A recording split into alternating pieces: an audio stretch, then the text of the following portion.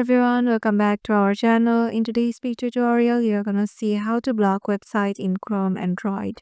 So to do that, of course, you have to go to your Chrome browser at first and then tap on the three dots on the top right and go to settings. From here, you have to go to your site settings. So scroll down and here go to site settings in the advanced section. And here you will find the option of site block.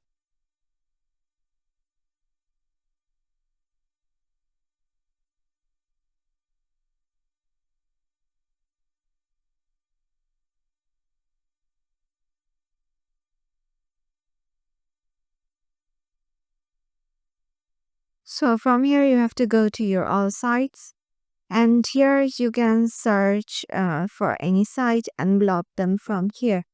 And you can also go to any sort of specific site and block them from here too.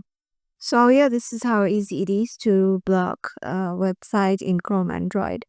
Hope this video will help you out. Make sure to give it a thumbs up and subscribe to our channel and we'll see you in the next video.